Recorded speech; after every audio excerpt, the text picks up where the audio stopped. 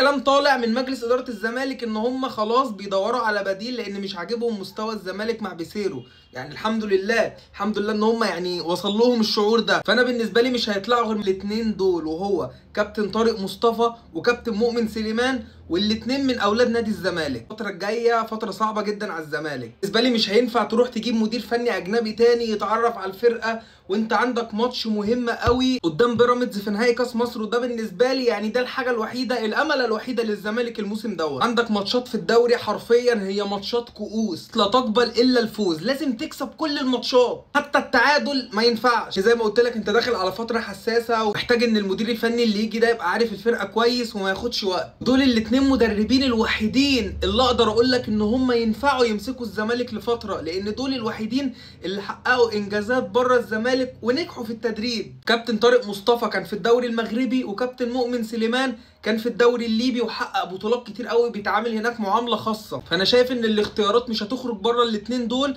كابتن مؤمن سليمان مسك الزمالك قبل كده، كسب الاهلي مع الزمالك وخد كاس مصر، بالنسبه له الزمالك مش جديد عليه. كابتن طارق مصطفى نفس الكلام، خد خبرات كتير قوي، دلوقتي هو ماسك البنك الاهلي محقق معاهم نتائج كويسه جدا. وفي كلام بيتقال ان كابتن طارق مصطفى يعني عامل شرط في عقده ان الزمالك الوحيد اللي لو جه قدم له عرض يسيب البنك الاهلي ويروح يدرب الزمالك. فشايف ان مجلس اداره الزمالك لازم يتحرك في اسرع وقت ويحاول يجيب حد من الاثنين دول، لان الزمالك في الفتره دي فتره صعبه، محتاج حد يكون فعلا قلبه على النادي وخايف على النادي، مش حد جاي ياكل عيش ويلم له قرشين ويتكل على الله.